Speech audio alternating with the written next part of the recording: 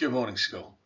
Now, I realise that railway disasters may be rather a sombre and macabre topic to be talking about Friday morning, but bear with me, because I'd like to talk to you today about an incident you've probably never heard of, and that's the Harrow and Wealdstone Railway disaster of 1952. This is Britain's worst ever peacetime railway accident, but it serves as an interesting lesson about how we can learn from both triumph and disaster to make improvements. So let me begin by telling you the story, by setting the scene. So it's 1952 and the Perth train has left Scotland and is making its way down at high speed towards Euston in North London. It's passed through Crewe and it's making its way down towards Harrow. As its journey southward continues, however, a thick fog engulfs the train. This, allied with possibly smoke from other locomotives, meant that the driver missed a yellow warning sign. The yellow warning sign was to tell the driver to slow down. At that point, the train would have been doing about 60 miles an hour. However, it missed the warning sign.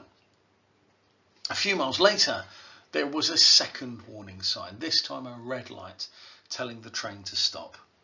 Unfortunately, because of the fog, because of the high speed, that was also missed. By the time the driver spotted the third and final stoplight, it was too late. The fully laden 364-ton Euston train slammed into the back of a stationary train waiting at the station. That stationary train from Tring was carrying over 800 people. It was a scene of utter carnage. The wreckage of both trains was sprawled across the track.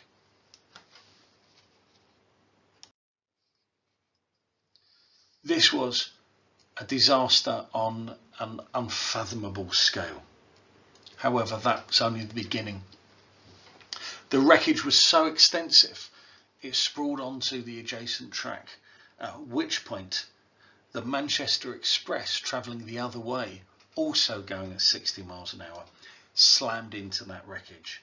In the space of less than 1 minute, 3 trains had crashed together, leaving 112 people killed and over 300 injured.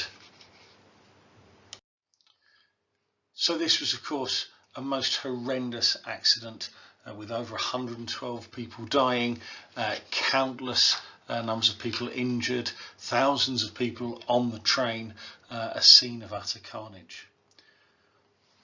But the reason that this train crash is so important isn't necessarily about the events of that morning. It's about the events that then followed and the lessons that were learned. Following on from the disaster, an inquiry was set up to explore the reasons and make recommendations and changes. And of course, what it looked at was 2 things. One, the lessons that could be learned from failure, but also the lessons from success, because there were successes, believe it or not. If we think about failure, quite clearly the warning light system was insufficient. Due to fog, due to a number of factors, the warning system was missed and an experienced driver missed these stop signs, leading to so many deaths. And so that led to the recommendations and implementation of an automated warning system, AWS. That automated warning system has been further developed over time, but it is still in use today. If you travel on the trains, you are safer now than you would have been in 1952 because there were lessons from failure. But there were also lessons from success. And much of that has to do with what we would now call the birth of the paramedic. In the 1940s and 1950s, ambulance drivers were precisely that. They were drivers. They had very little medical knowledge or medical training, and their role was simply to ferry ill and injured people to hospital. Whilst in everyday usage that was probably okay, when we had major incidents like the Harrow and Wealdstone crash, of course, what this scoop and run approach meant that very often hospitals could be clogged with people who had minor injuries because they were the closest to the ambulances, whereas the more severely injured were left at the scene. In an act of serendipity, on one of the trains on the 8th of October 1952 was actually a set of US Army medics, an experienced set of doctors and nurses who had served in the Second World War, and they were able to start implementing their battlefield training in a civilian setting. Taking charge, they called up support from a nearby US airbase and they started orchestrating treatment at the scene. First among them was Nursing Lieutenant Abby Sweetwine, who set up a triage station on platform 6. Capably leading her team, Nursing Lieutenant Sweetwine assessed the injured, administered first aid and ensured the most severely injured were loaded into the first ambulances. Using lipstick to write on unconscious patients' heads, she was able to write the letter M on those patients who had received morphine, making sure they didn't get given an overdose on their arrival at hospital. The actions of Sweetwine led to her being labelled the Angel of Platform 6 by the press, and she received great acclaim for her actions. Significantly though, this approach of delivering treatment on site would become the blueprint for modern paramedic training. Over time, the ambulance driver was replaced by the highly trained paramedics we see doing so much amazing work today. Lieutenant Sweetwine and her colleagues were responsible for saving a large number of lives on the 8th of October 1952. However, the lessons that were learned that day and the changes they inspired have saved countless lives since. There was one more lesson that was learned from the Harrow and Wealdstone train crash, and it's possibly a more subtle one.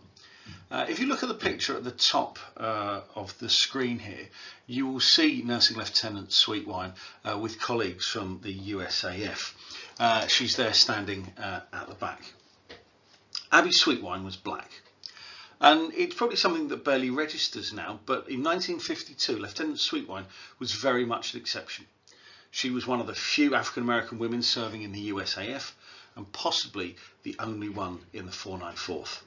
When we look at the campaign against racial discrimination in both the UK and the USA, it's easy to focus on headline events and figures. But in doing that, we can sometimes forget that discrimination is very often overcome through the quiet acts of bravery as it is through the loud ones. Lieutenant Sweetwine played an important primary role on the 8th of October, and accidentally she played an important secondary one as well. Through the very simple but visible act of carrying out her duty capably, through saving lives, the lieutenant put a tiny crack in the ridiculous notion that somehow her ethnicity made her less capable of her jobs than others. And so therefore her role became not only a practical one, but a symbolic one. Abby Sweetwine went on to have a distinguished military career, serving in the Second World War, Korea and Vietnam. Throughout, she regarded herself as an unremarkable woman who was only doing her job. She will, however, forever be associated with the Harrow and Wealdstone Railway crash, and serves, I think, as a reminder to us all that even in the most difficult of circumstances, remarkable things can be done and lessons can be learned. Okay, thank you, school.